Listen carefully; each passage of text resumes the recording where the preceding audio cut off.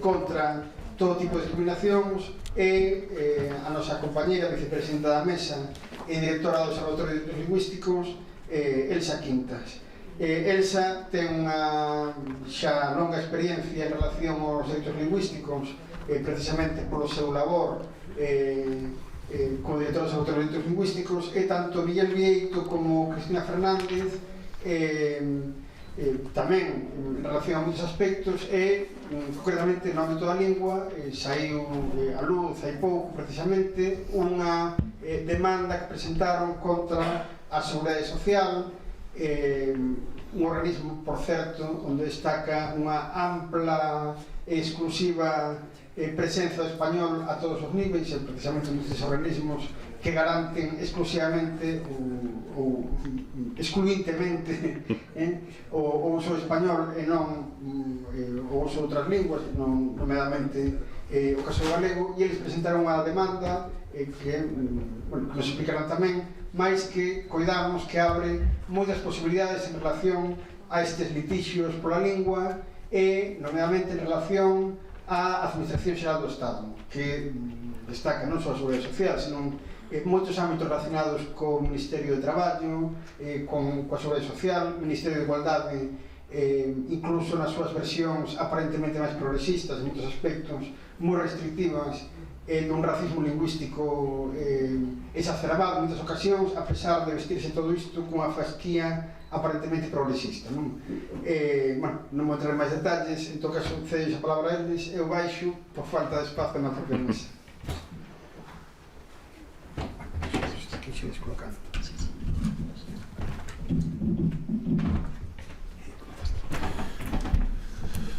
Bueno, boa tarde a todas e a todos. Eu, efectivamente, son Miguel Vieito, efectivamente son abogado. Sempre digo que teño días que quixera non ser, quixera ser outra cousa. Pero, bueno, tocou a vida desta maneira. Vamos a hacer unha pequena intervención, tanto eu como a Cristina, moi breve. O que máis nos interesa quizás na mesa de agora sexa falar con vós, debater con vós, compartir con vós ou entre nós, se vós non queredes, bueno, o que é o contido, non? E esta introducción sería un pouco a excusa para fomentar un pouquiño ese debate. Como aquelo de ser abogado, teño que empezar polo rigor e o formalismo, agradecer extraordinariamente a mesa e a Diputación da Coruña o convite e a confianza no noso criterio. E por aquelo de ser abogado, o meu relatorio, a miña pequena introducción vai a vir desde o mundo do dereito entendido desde a abogacía, non tanto desde a cuestión un pouquiño máis académica, como a do Carlos, senón de cal é a situación do galego que nos atopamos os abogados e abogadas que vamos á sala ou que lidiamos coa administración de xustiza. Empezo polo que lle pasa a unha persoa antes de se converter en abogado ou abogada. O que vedes na diapositiva agora son algúns datos do uso da lingua galega na Universidade de Santiago de Compostela. É quizáis a universidade que ten datos máis solventes ou máis completos ao respecto. A Universidade de Coruña, por exemplo, non nos ten, ou polo menos eso dice o seu Servicio de Normalización Lingüística. Como vedes na diapositiva, o galego na Universidade de Santiago é a súa lingua propia. A súa lingua propia que non chega ao 25% das horas de docencia. Eleva non chegando ao 25% das horas de docencia desde aí máis de 10 anos. É dicir, non a grandes alturas, non a grandes baixadas, como vedes no cadro. A situación, poderíamos dicir vulgarizando, leva sendo exactamente a mesma 10 anos, sin que ninguén faga nada, polo menos que se note na gráfica. En segundo termo, e indo un pouquiño máis ao galego, un podría pensar con optimismo, ostras, espérese usted, porque na área de ciencias sociais e xurídicas chegamos ao 46, superamos a media. Bueno, pero que ese dato ten unha certa trampa. Superamos a media por traballo social, superamos a media por educación social e superamos a media por pedagogía. En dereito, ficamos por baixo da media. Estamos no 22,5% en dereito e non chegamos ao 16% en criminoloxía. E ollade cales son as cifras que temos en relacións laborais no campus de Lugo, no que a docencia en lingua galega non chega nin siquiera ao 0,5%. Relacións laborais no campus de Lugo. Bueno, de novo, non temos datos positivos na serie histórica, non hai nada moi por riba, non hai nada moi por baixo, de feito, a conclusión que eu sacaría sería exactamente a mesma. Parece ser que non se está facendo nada, ou parece ser que o que se está facendo non está sendo efectivo, non traduce, por tanto, na serie histórica. E seguimos un pouco o que máis é dereito, deixando o grau no mestrado. Temos mestrados do ensino en dereito no que a docencia é cero. Na universidade que ten a súa lingua como principal, nun mestrado en dereito a docencia é cero. No mestrado de abogacía e procuradoría, 13%. É dicir, como vedes na última diapositiva, nunha nova de nós, no ano 2001, de todas as persoas que fan o exame de acceso a abogacía e procura na Comunidade Autónoma de Galicia, no noso país, unha fixo ese exame en lingua galega no ano 2021. Auguro e pronostico, non puiden atopar os datos, que no ano 2024 non foron moitas máis. Unha persoa que estuda na USC pode entrar falando galego e tranquilos e tranquilas que xa peneirarán abondo para que saia falando castelán. Ou xa chegará a vida profesional da abogacía falando castelán. O pouco galego que teña, e eu teño o valor estatístico que teño, que é a ningún, pero podo vos dicir que as compañeras e compañeros que estaban compañeras da clase entrando co galego na boca salían co castelán no bico. Ben, e sendo xa abogado, que atopamos na xustiza? Bueno, pois atopamos que as sentenzas que dictan os órganos xudiciais no noso país son prácticamente anecdóticas, non temos datos de utilización da lingua galega. Agora ben, temos outro tipo de datos que nos axudan a entender como está o galego na vida administrativa ou na vida xudicial. As reclamacións, queixas e denuncias que recolle a mesa suben constantemente. No último informe consultado, se non estou eu engañado, pasan xa das 1000 consultas ou queixas ao ano. A Valedora do Pobo, no último dos seus informes publicado, no ano 2022, manifesta expresamente o seu pesar naquela retórica lingüística que utilizan os órganos de ombudsman, non? Deste lamento profundo, non? Presencia prácticamente anecdótica ou moi escasamente significativa do galego no mundo notarial, por exemplo, ou no mundo da prestación de servicios, nomeadamente nos contratos de seguro. Ese escenario que dende a abogacía, insisto no que dicía ao principio, atopamos a diario os e as abogadas que, bueno, temos o prazer ou desgraza de exercer neste país. Para nós chegou un punto no que foi de saturación. Comentaba con Elsa antes de empezar o relatorio pola mañán, os abogados e abogadas que temos certa sensibilidade pola lingua temos a desgracia de ter un tempo limitado e non podemos dar todas as batallas sempre, e ainda que as cuestións aparecen en castelán non podemos estar pleiteando por todo, pero para nós no noso despacho a cuestión chegou a puntos de ruptura porque nin siquiera naquelas cousas que debían estar conseguidas, o que vede ser unha diapositiva de como o Ministerio de Xustiza permite facer apoderamentos electrónicos. Esta é a versión en galego. E alguén poderá estar lendo e dicir: Miguel, o galego non está. Eu direi, efectivamente, ese é o problema, que a versión en galego desta web estatal non está en galego siquiera. Dicía, chegamos a un punto de ruptura que foi o que nos levou a Cristina e a min desde o despacho a dar un paso adiante e preguntarnos, bueno, máis alá das cuestións de organizacións como a mesa, que pode facer un despacho de abogados individuais, o que ven sendo, bueno, mutatis mutandi unha empresa, somos unha empresa, somos unha persoa xurídica, non? Que podemos facer a prol da lingua? Máis alá de outro tipo de medidas, de índole política ou de índole estratégica, que podemos facer de maneira efectiva diante desta realidade? Chegamos ao punto de ruptura e dixemos, non vamos a seguir pasando por determinadas cousas. Unha que nos fixo dar ese paso foi a comunicación co Instituto Nacional de Seguridade Social con un caso dunha clienta nosa levado na sede de Lugo. Imaginadevos comunicación habitual por línea telefónica de, bueno, que hai do meu expediente? Que pasa? Cal é o código expediente? Este. Bueno, pois non te preocupes porque se está tramitando. Todo ben. Nas dúas primeiras chamadas a atención foi en lingua galega. Ningún problema. Chamas por teléfono, teclea usted el código correspondiente de los 2 dígitos correspondientes a su provincia. 27, correspondiente a Lugo, atención galego, todo iba ben. Chegamos un día, creo que a primeira que chamou foi a Cristina, 27, atención en castelán. E o diálogo foi exactamente o mismo que nas dúas veces anteriores. Bueno, quería información do expediente, non sei que. No, es que a mí me tienes que hablar en castellano. Es que si me hablas en gallego non te voy a dar la información. Esa chamada acabou ese día con algunha frase máis, pero no mesmo sentido. A segunda chamada fixen eu e o diálogo escalou. Recibimos moitísima hostilidade, frases do estilo: me tienes que hablar en castellano porque aquí somos todos castellano parlantes. É dicir, xuntábamos a lesión de dereitos lingüísticos o que para nós era evidente unha represalia. Cando utilizamos a lingua galega non só a comunicación non flúe, senón onde antes me dabas información, agora non me das. Estásme castigando por utilizar a miña lingua na relación habitual coa administración. Para a nosa concepción foi algo que atopamos que tiña sentido levar dende un punto de vista estratégico, e así o manifestamos. A cuestión quixemos e pensamos que tiña sentido que aparecese en prensa, así se recolleu en prensa. Tiña sentido que entidades como a Mesa apoyaran, e entidades como a Mesa apoyaron, e tiña sentido que a iniciativa acabase tamén no Parlamento de Galiza e no Congreso dos Deputados. E efectivamente no Parlamento de Galiza levou a compañeira Iria, que está aquí en primeira fila, e constanos tamén que o Néstor Rego ten preguntado por esta cuestión en Madrid. É dicir, máis aló dunha cuestión individual, dun caso concreto, dun caso específico, creemos que a iniciativa e a estrategia política, ou polo menos instar ao pronunciamento de determinados órganos políticos, tiña sentido. Aquí deixo-vos a carauta dun do. Vou rematando, son únicamente con algunhas reflexións de corte telegráfico. O abogado individual asume, normaliza a lesión dos seus dereitos lingüísticos, máis ao lado da lesión de dereitos lingüísticos do meu cliente ou da miña clienta. Como abogado teño dereitos lingüísticos, teño dereito a exercer a miña praxe, como dicen os portugueses, en lingua galega. Un certo abandono por parte de quen debería amparar aos abogados e abogadas no seu exercicio, neste caso os colexios da abogacía, que fan unha comunicación, algúns deles, non todos, algúns deles fan unha comunicación prácticamente exclusiva en lingua castelá. E se eu solicito amparo ao meu colexio da abogacía por ter lesionado os meus dereitos lingüísticos, eu sei perfectamente que a resposta vou atopar do meu colexio da abogacía. Por tanto, non é posible un exercicio da abogacía hoxe na Galiza en lingua galega. A efectos prácticos non é en absoluto posible.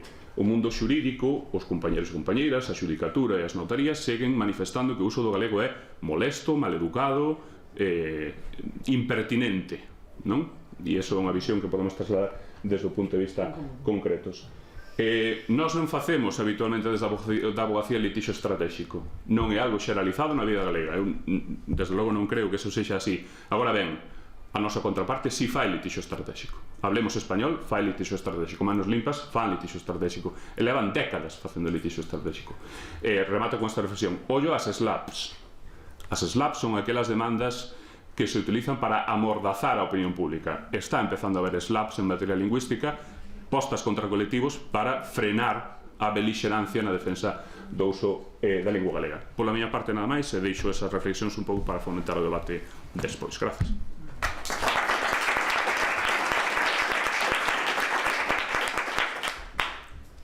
Bom, eu son Cristina Fernández. Como comentaba Miguel, na Administración de Xustiza eríxese como un obstáculo que impide a entrada do galego no seu interior, non só para os clientes que acuden aos nosos despachos para defender os seus dereitos lingüísticos, senón como a nós como profesionais da abogacía. Con isto como pano de fundo, acho que a abogacía galega necesita novas estrategias para enfrontar os incumprimentos da normativa por parte da administración. Por que? Porque as estrategias empregadas até agora non funcionaron. É dicir, por exemplo, temos o papel dos tribunais internacionais como o TXUE ou o TDH, que pode ser interesante como vía para o recoñecemento do galego por parte de instancias alleas, superiores, entre aspas, ás estatais, mas non parece que as súas resolucións, polo menos ata agora, conseguiran forzar a administración a axir en consecuencia e mudar o seu criterio, sobre todo naquelas máis próximas ao cidadán como pode ser as entidades locais. E aínda que as resolucións dos órganos xurisdicionais internacionais tivesen virtualidade contra o Estado español ou contra a administración autonómica e local, tampouco resulta moi eficiente alongar os procesos 5, 6, eses anos perante un íter que se alonga no tempo, para podermos reivindicar que temos dereito a falar con liberdade a nosa lingua. Por iso, as novas estrategias deberán pasar por sermos creativos e que nos leven a superar os marcos xa existentes. E unha das vías a explorar sería a revisión conxunta das normas antidiscriminatorias recentemente aprobadas polo Estado español. Se ben todas as concesións que proveñen de Madrid deben ser examinadas exhaustivamente, penso que temos que aproveitar todos estes favores saídos dos pactos parlamentarios, fruto das negociacións entre os grupos políticos das nacións sen Estado, como, por exemplo, BNG, Esquerra. Por iso, a lei, vou falar da Lei 15/2022, de 12 de xullo, aprobada recentemente, integral para a igualdade de tratamento e non discriminación, recolle precisamente a discriminación por razón de lingua no seu artigo 2.1 e ten unha serie de elementos que pode xogar ao noso favor. Por exemplo, o seu artigo 7, no parágrafo primeiro, inclúe que a interpretación desta lei, sobre todo, debe ser de acordo cos instrumentos internacionais sobre dereitos humanos, doutrina que xa está recollida na Constitución, como falaba o profesor Amoedo. Mas tamén impón que a interpretación desta norma deberá ser aquela que protexa con máis eficacia a persoa vítima de discriminación. Ademais, establecendo un marco mínimo, esta norma, de protección, sen prexuízo de disposicións máis favoráveis, que se poden aprobar noutras instancias ou noutro tipo de administración territorial. O artigo 19.1 da mesma lei establece expresamente que dentro da administración de xustiza se velará pola supresión de estereotipos e que promoverá toda ausencia de discriminación na administración de xustiza polas causas que establece a lei. O artigo 26 contempla expresamente a nulidade de pleno dereito de todos aqueles actos, negocios xurídicos, disposicións que causan discriminación. O artigo 30, moi importante, que establece inversión da carga da proba, que coloca a administración na posición de ter que acreditar que a súa conduta non tivo un móvil discriminatorio, senón outros motivos, para os cales deberá dar unha xustificación obxectiva e razoável. Todo este corpus de normas fecha cun regime sancionador, nos artigos 47 seguintes, cuxo castigo leva aparellado multas pecuniarias elevadas.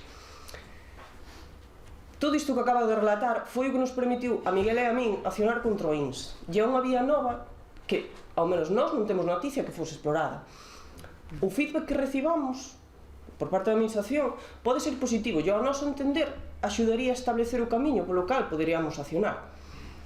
Alén diso, acabas de aprobar recentemente a Lei Orgánica 5/2024, do 11 de novembro, do Dereito de Defensa, que, embora insuficiente en algúns aspectos, que xa mencionou o señor Pérez Lema, no seu artigo 10 permítenos falar en galego nos órganos xurisdiccionais situados fora da Galiza. Isto é, Audiencia Nacional, Tribunal Supremo, Tribunal Constitucional, co que nos brinda a oportunidade de forzar a que todas as actuacións se fagan en galego, a pedir que se nos remita toda a documentación en galego. Agora, a dúbida que posiblemente xurda nesta sala é como fará a Administración de Xustiza? É dicir, como poderá leválo a cabo? Danos igual. E debería darnos igual, porque con isto temos poder, igual non absoluto, pero sí suficiente para que por primeira vez se dirixan a nós en galego, en instancias judiciais fora do país. Esta é unha liña de traballo, de deseño estratégico, na que estamos traballando nestes momentos no despacho, como dixo Miguel antes, e que seguramente empregaremos nas vindeiras accións judiciais, dada a oportunidade que nos brinda tanto a Lei 15/2022 como a nova Lei Orgánica do Dereito de Defensa. Unha das vantaxes de poder aplicar esta regulación, a regulación estatal antidiscriminatoria, é a rapidez, e, bueno, cóllese con pinzas esta rapidez, porque sabemos de primeira mão o estado no que se acha a xustiza agora mesmo, con estas tiracións indebidas, que son totalmente injustas, mas é moito máis sinxelo, moito máis áxil e seguro reclamar a aplicación dun preceito recollido na normativa española que ademais non dá marxe a interpretación algunha. É dicir, ou se permite falar en galego ou se vulnera a norma. Vinculado a este último, cumpre agora facerse máis outra pregunta. E se negan?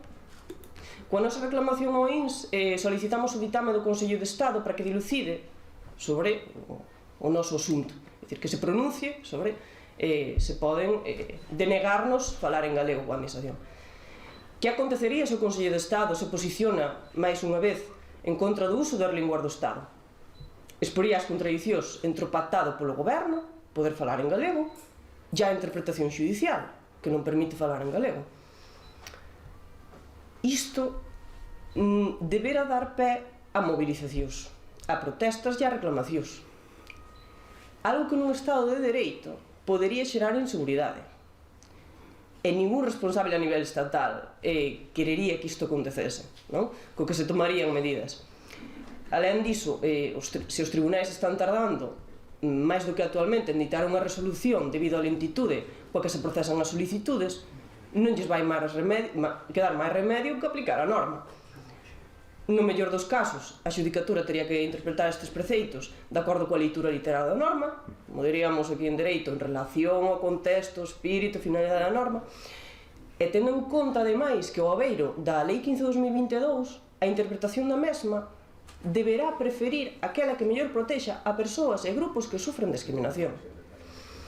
Se ainda así se decide negar o dereito a relacionarnos coa administración en galego, a única vía é recorrer. É dicir, debemos forzalos a aplicala. A asunción dunha obriga implica cumprila. E a mellor maneira de destruir o seu argumentario é expoñendo as súas propias contradicións. A norma foi aprobada polo legislativo. Non xurdiu de maneira espontánea. Que non existen medios suficientes, que coloquen os medios que fagan falta para que a norma se cumpra. É útil e recomendável reclamar, porque mostra de maneira clara as súas incoherencias, elimina as posibles contraargumentacións e demonstra que imos en serio e que imos a por todas. Termino cunha reflexión final. Hai que axir. É dicir, ou aximos ou perdemos. Non só os preitos, senón tamén a nosa propia lingua. Necesitamos colectivamente, como abogacía galega comprometida co idioma, deter o retroceso destes últimos anos. Involucrar os ilustres colexios de abogacía e todos os operadores xurídicos para impulsar o uso do galego na administración de xustiza. Se ficades con algo do que eu dixen aquí, que sexa a de non perder o medo, o sea, perder o medo a empregar novas estrategias en base á normativa antidiscriminatoria que mencionamos. Porque algún pensaría en Madrid, por aí, pensaría que estas normas serían máis outra declaración de intencións, de, bueno, poñémolo aquí pero non vai a ningún sitio. Non, te lo tal. Demostrémoslle do que somos capaces. Que se preparen. Moitas gracias.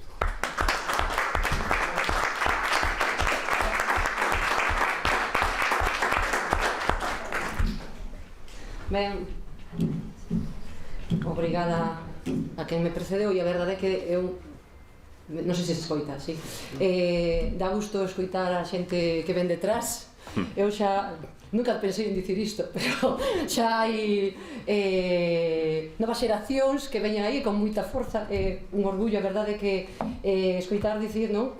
O que nós temos que dicir como abogados é mal defendemos os dereitos dos nosos clientes e non sabemos defender os propios. Iso é algo que repite constantemente unha compañeira de Vigo que eu suscribo palabra por palabra, e eu penso que é o primeiro que temos de empezar. A nosa dignidade, non? A nosa dignidade cando poñemos unha toga e empezamos a dirixirnos a un xuíz e a unha sala, que debe quedar moi claro cales son os nosos dereitos e que nos respeite. Ben, falar de lingua e universidade, lingua e facultade de Dereito daríanos para moito. Eu só vou facer unha pequena reflexión. Primeiro ano de carreira, sentada na aula magna da USC, e digo a miña compañeira, que ben, mira ese cartaz dos CAF, dos Comités Abertos de Facultade, que di, podemos facer os nosos exames en galego e anímanos. E di ela, galego falante de Boiro. Nin se che ocorra, nin se che ocorra. Por que? Porque entón xa estás tachada. Unha compañeira que ven co un complexo interiorizado de que o galego penaliza. E esa é a constante na Facultade de Dereito. Da Facultade de Dereito de Santiago e a Facultade de Dereito de todos os lados, porque xa sabemos o que iso supón.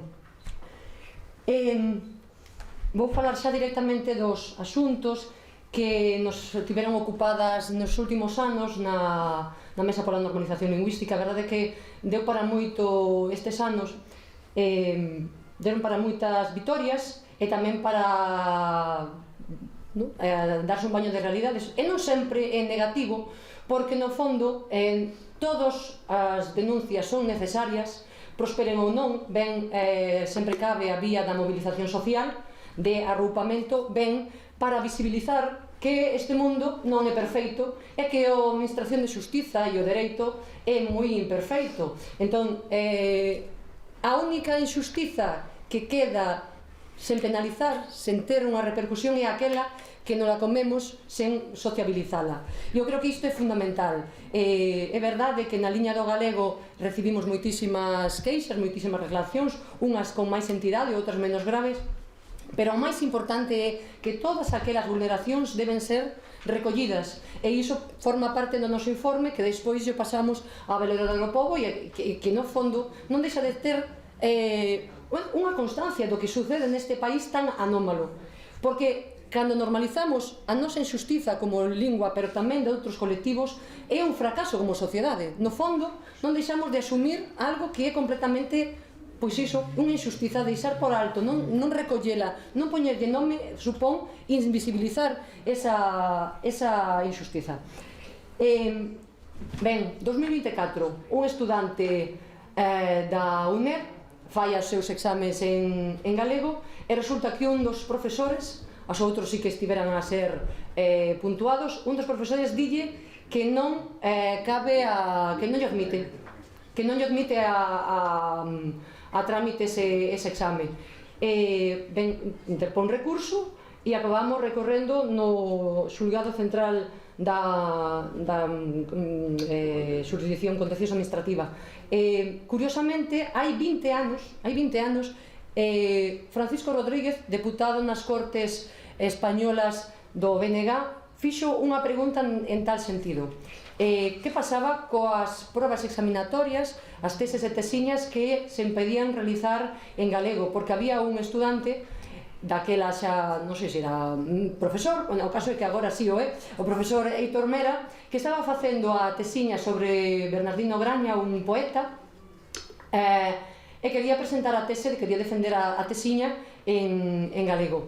O goberno contestoulle, e están aí o diario oficial das Cortes, dixolle que non había ningún impedimento. 2004, chegamos a 2024 con un impedimento que nos parece, ademais, sin existir ningún cambio normativo, nada máis que se aprobaron uns estatutos no 2011 que nada din a respeito, sorpréndenos que exista. Unha vez máis, é a contradición do Estado, non? Este de, xa falastes, sí, pero non. Esa capacidade para incluir nas normas algo que se pensan que nunca se levará a cabo, nunca se defenderá, nunca se materializará.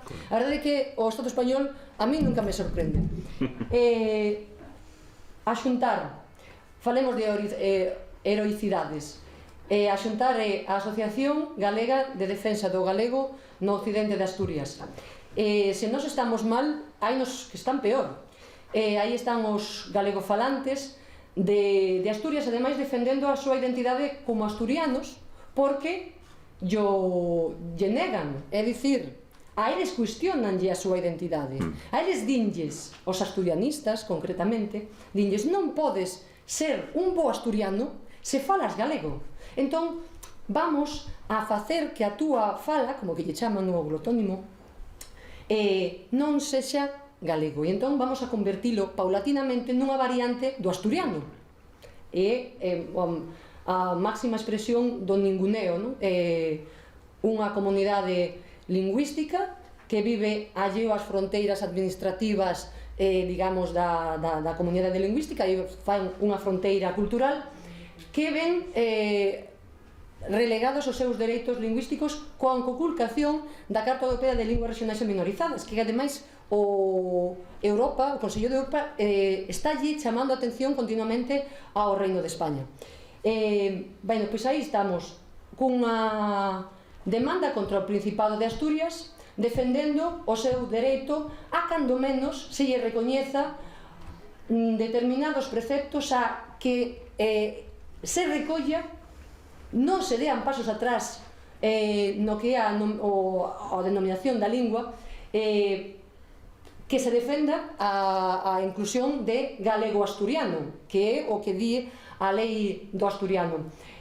Porque o que pretende o Principado é esgazalo da súa rama lingüística do galego-portugués para que como digo, nesa política de envolver a lingua que ali falan, chamarlle é o naviego. É o naviego que pretenden ir a unha transición cara ao asturiano e laminalo e borralo do mapa.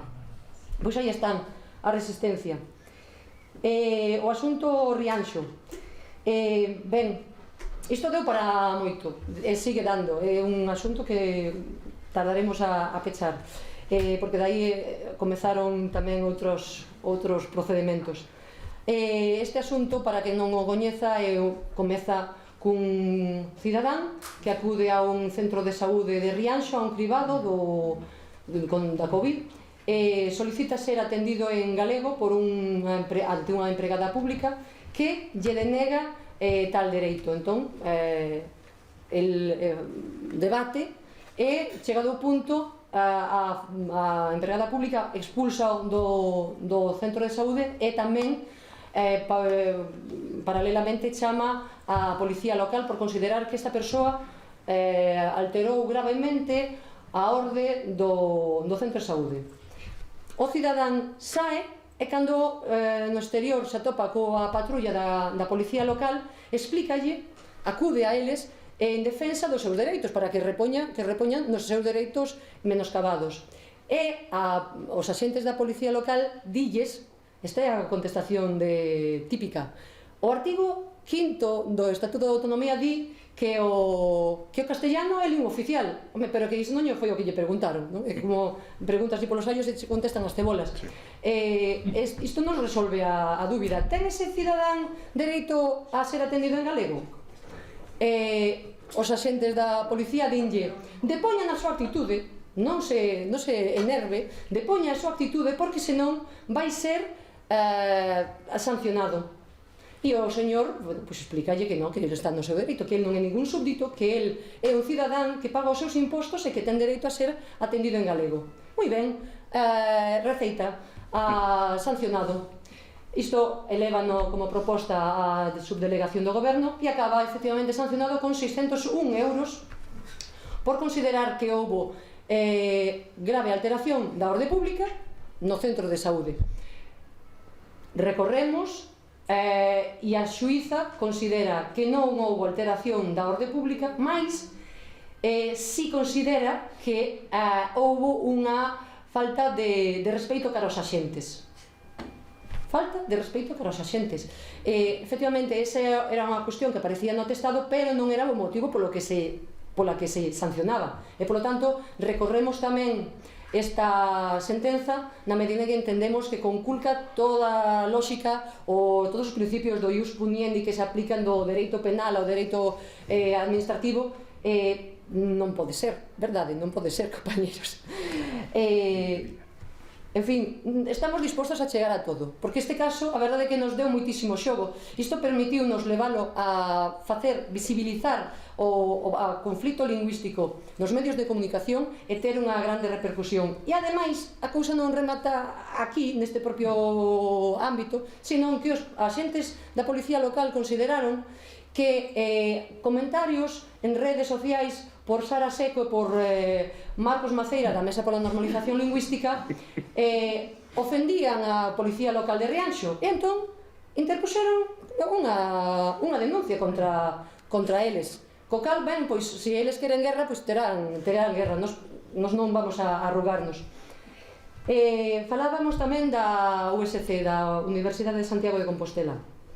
Como van mellorar os seus índices de galego se precisamente temos un litixio aberto por unha proba de unha persoa que quería consolidar a súa praza de exercicios de ofimática que se lle negou o dereito a realizalo en galego.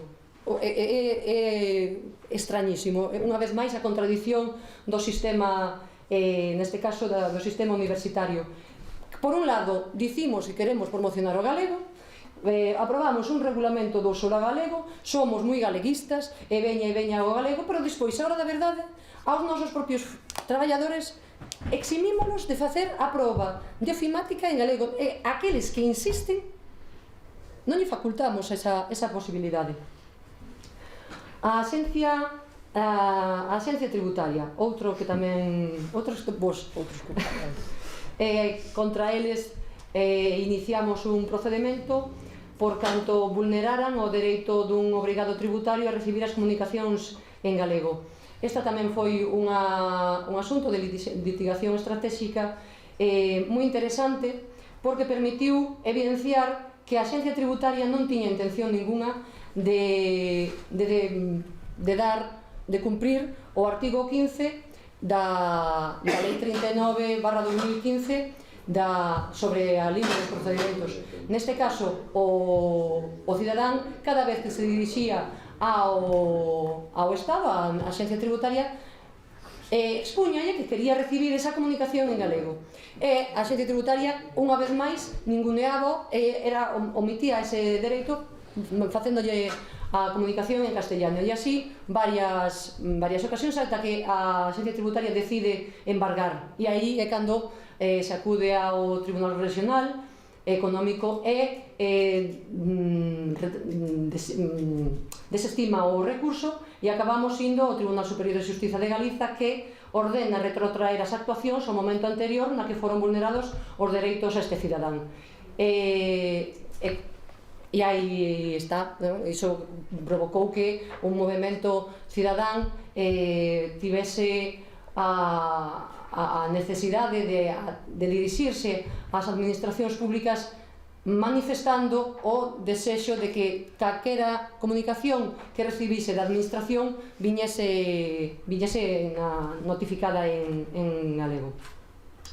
O asunto de Allianz, a unha compañía aseguradora, Allianz ofrece un seguro a unha empresa. Aquí é moi interesante na medida en que temos que recoñecer que non todas as empresas están viradas de costas á lingua galega. Esta empresa ia iniciar a súa actividade económica nunha nova faceta e necesitaba unha póliza de RC, de responsabilidade civil.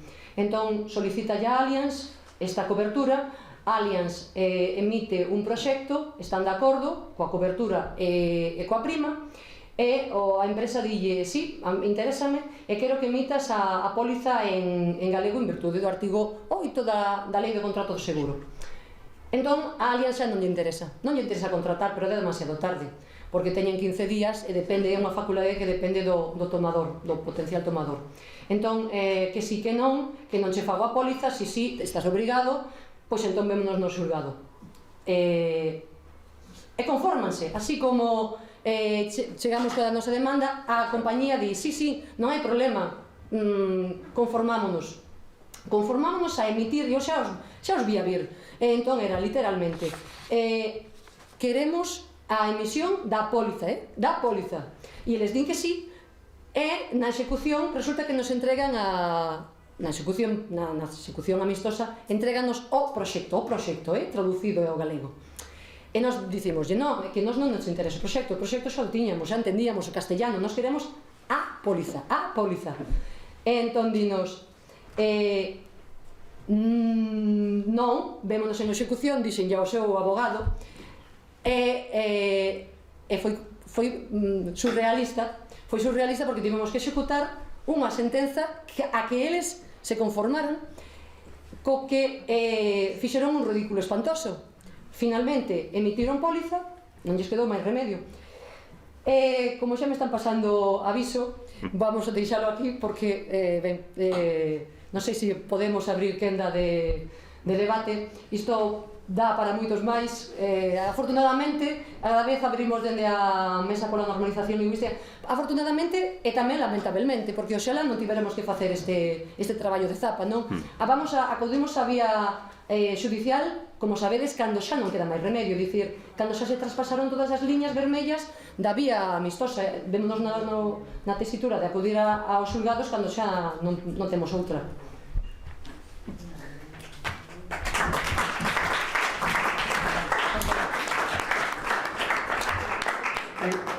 Podemos abrir un coloquio moi breve porque estamos un pouco pasados de tempo e lógicamente aquí tamén a xente que abre este local tamén descansa, ten dereito domingo cando menos. Hai unha palabra aí, algo máis? 2, 3, bueno, brevidade, pasa ya.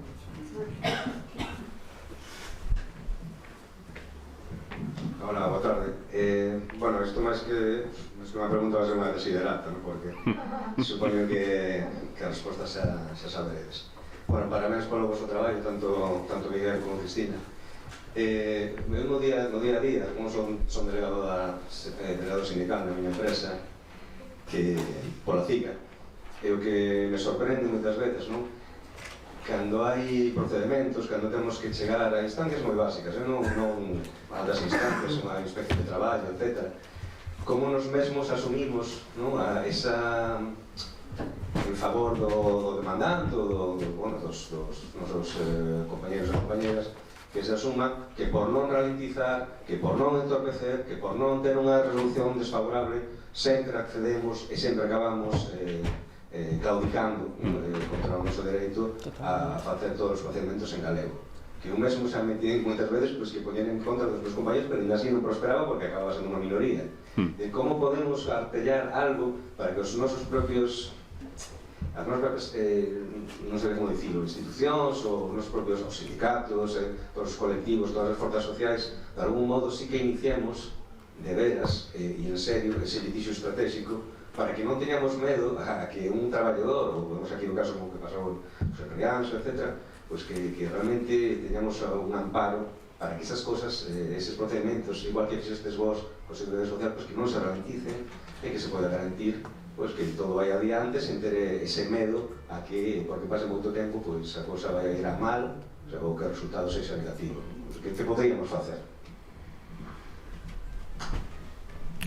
Bueno, non sei que poderíamos facer, entrar nunha resposta quizás consumiría tempo que non temos. Eu o que si quero dicir na medida que falaches ti dos traballadores é que unha das cousas que nos recibimos do INS, da delegación de Lugo do INS, e ademais por parte de moitas persoas, foi ánimo e apoio de parte de propias persoas traballadoras da delegación do INS, que nos dicían, obviamente de maneira extraoficial, non? E por redes e por correo electrónico, que a nosa posición non só era correcta, senón que eles e elas desde dentro apoiaban que leváramos ese asunto adiante.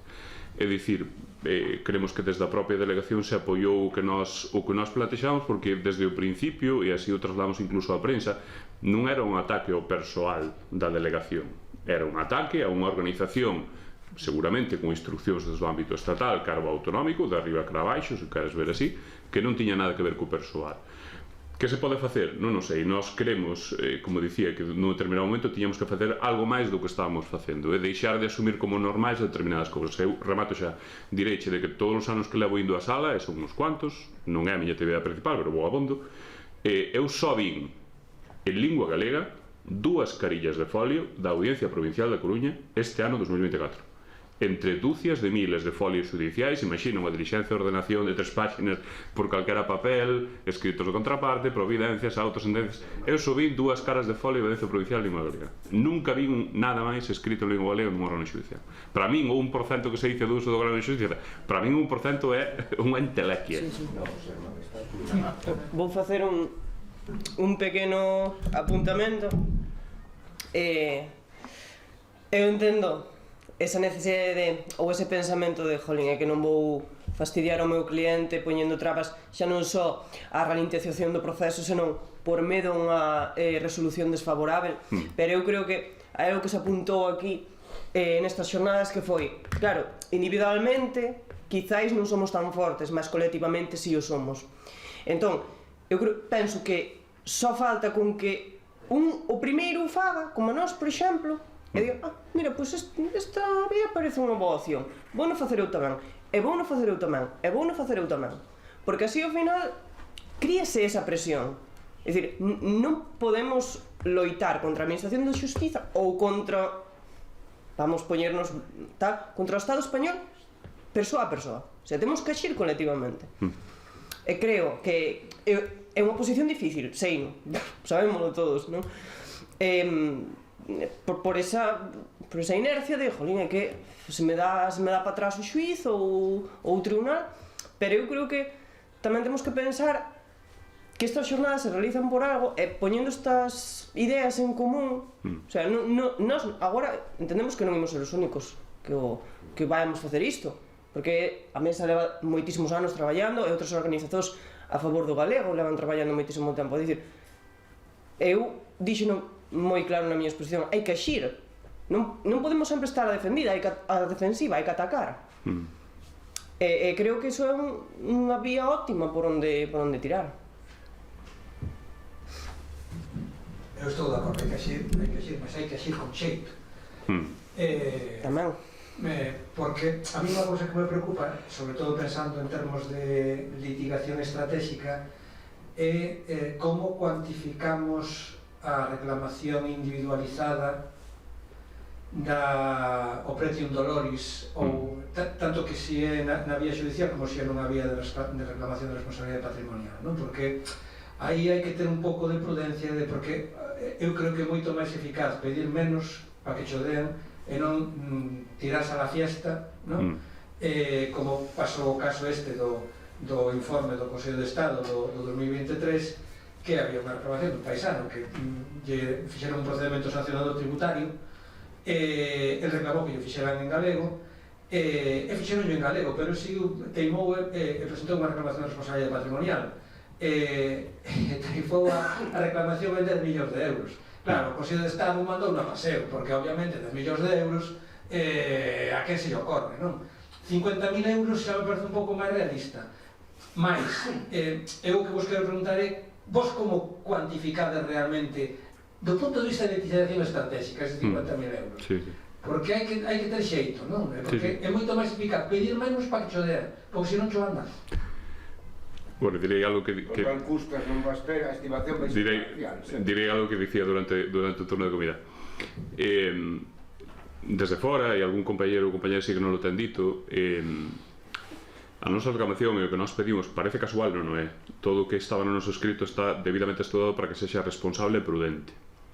Os 50.000 euros son unha cifra que nos poñemos sobre a base de varios alicerces. Un deles é a presunción do dano moral da Lei Integral de Igualdade e Non Discriminación. É dicir, eu podo cuantificar a tanto alzado un dano moral que está presumido se se acredita que hai unha lesión ao meu dereito a utilizar a lingua galega, co cal eu non teño que aprobar prova documental, por exemplo, de que existe un dano moral, se presume. Como é o quantum do dano moral? Non temos instrumentos para cuantificalo. O baremo de tráfico ni siquiera ten capítulo para iso, non sendo que está vencellado a secuelas. Aquí non é dano físico, co cal podo cuantificar a tanto alzado. Os 50.000 son unha cantidade, direito así, pensada para que o Consello de Estado se pronuncie. Porque se poñemos moito menos, o Consello de Estado non se pronuncia. Non hai ditame obligatorio do Consello de Estado. E nos queríamos, por dicir así, que se entenda no significado técnico, excitar a actuación do Consello de Estado no procedimento de responsabilidade patrimonial. Pedir de menos tería un camiño exploratorio tamén, porque a lei no que nos consta non está explorada, pero sin o ditame do Consello de Estado. E eu, sexa en sentido estimatorio ou desestimatorio, teño especial interese en que o Consello de Estado me diga que pensa sobre isto, porque será até onde non sabemos a primeira vez que o Consello de Estado se pronuncia sobre a Lei Integral de Igualdade de Trato e Non Discriminación, ao efecto da discriminación por razón de lingua, que empeza unha línea discursiva, unha línea argumental especialmente restrictiva do dereito lingüístico. Bueno, pois xa utilizaremos medidas de incidencia estratégica ou incidencia política para contrarrestar ese discurso, pero desde logo queremos excitar eso, porque non vai a ser que por aquelo da cuestión temporal proclive, non, que mencionaba desde meses anteriores, teñamos un procedimento a favor do Consello de Estado. E se o temos, a efecto discursivo, nunha segunda reclamación, teremos información para afinar moito máis o tiro. E teremos un argumento a favor de autoridade, un criterio de autoridade do Consello de Estado, e como lle dicía alguén durante o turno de comida, esta nosa reclamación non busca os 50.000 euros. Nos asumimos, antes de redactar a reclamación, que non vamos a ver un campo. Pero asumimos os riscos porque creemos que nos vai a chegar información suficiente para que unha segunda reclamación sobre o mesmo motivo teña moitos máis visos de prosperar. E quizá esa segunda non, pero a 17ª acabaremos con certas claves ou ingredientes que hoxe non temos desde o punto de vista do dereito constitucional puro, e como dicía Estina na túa conferencia, quizás desde o punto de vista administrativo, entendido como dereito antidiscriminatorio, teñamos algún ingrediente non explorado que nos pode dar jugo, non? Pero non é irresponsable, somos prudentes, ainda que non parece. No, pero excusate un petit. Ben, boa tarde. Véxome un pouco tamén a obriga de en 10 segundos facer unha pequena lembranza homes, mulleres, nenos e nenas galegofalantes e que falen noutra lingua e que no último ano pico están sendo asasinadas por Estado de Israel. Sinto, pero iso non obrigue a facelo tamén, ainda que non veña contra isto. Comentaba antes Elsa o caso no ámbito tributario, un contribuinte que non estimaban a súa pretensión de ser notificado en lingua galega, a pesar de que reincidia na petición de que así fose. Hai un caso, sexa o mellor é ese ou o mellor é outro, onde se daba ese suposto, pero a maiores a administración tributaria notificaba en castelán e a posteriori, despois da petición do contribuinte, lle notificaba unha traducción en galego en todos os documentos. E o Superior de Xustiza invalidou esa actuación, a pesar de que existise traducións. É dicir, o que pasa co que pretendía a administración tributaria era eu douche a traducción, pero manteño as datas efectivas das notificacións en castelán, dándose o paradoxo de que o contribuinte recibía nunha data en concreto 2 ou 3 documentos traducidos, e dicir, xa che mandei traducidos. Creo que aí está ese matiz, que o enlazo con un comentario que fixo Cristina, onde no ámbito xudicial no que se move, do que ignoro casi todo, ela comentaba que lle valía calquer instrumento que utiliza a Administración de Xustiza para comunicarse en galego con vos, a máis ou menos algo así comentarche, non? E aí poño en riba da mesa o actuar da maior parte das administracións que utilizan as ferramentas de traducción automática. E eu poño en riba da mesa se eso realmente nos vale ou non nos vale a hora de relacionarnos coas administracións, porque calquera de nós, ou de calquer página da calquera administración, e os ches e os tes están bailando muiñeiras todo o rato con un texto adiante. Entón, non sei se iso, o poño en riba da mesa, pode ser motivo de debate. Unha cuestión concreta, un pouco desde o quintacolumnismo lingüístico, por utilizar a terminoloxía bélica, ou civilista. Que pasa con aquela xente que traballa sobre todo no ámbito da administración do Estado no noso país, en Galicia, que tendo claro que un contribuinte ou un administrado pode dirixirse, pode elixir a lingua, que pasa con ese persoal da administración do Estado que quere exercer a súa labor única e exclusivamente en galego? Que pasa na situación de que lle obriguen a relacionarse co administrado en castelán? Ten dereitos, non ten dereitos, hai amparo normativo, hai amparo judicial, o único amparo que ten ou que temos é simplemente o da resignación. E non sei se expliquei ben esta última cuestión. Gracias. Contestas ti ou contesto? Brevidade, por favor. Ben, aí, neste caso que propós, este suposto, entendo que a aplicación da lei da función pública e do Estatuto Básico do Empregado Público supón unha xustiza rogada, é dicir, ese cidadán que quere ser atendido por ese funcionario en lingua castellana, o funcionario está traballando en galego, que está desenvolvendo as súas tarefas en galego, en primeiro lugar, parte dese cidadán ese requerimento, e non sempre sucede.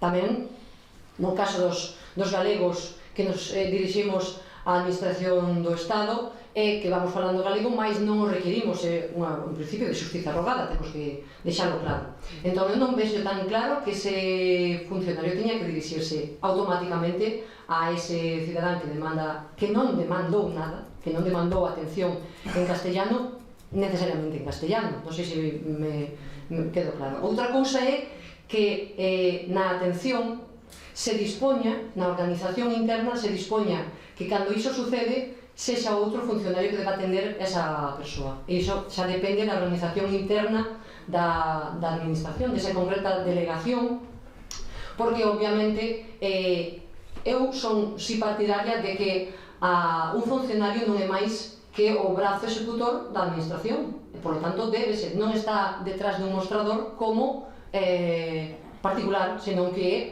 está representando e está exercendo como a administración, e por lo tanto para min é de aplicación o artigo 15 da Lei 39 de 2015, é dicir, sexa como sexa, débese quen solicita e quen ten os dereitos é o cidadán e non o funcionario que está, como digo, pois, sometido ao imperio da lei nese caso. Pero xa digo, para min é unha cuestión de organización, é dicir, non vai en detrimento dos dereitos dese funcionario, o feito de que se poida distribuir a atención ao público ben en función dunha lingua para non menoscabar os dereitos do cidadán.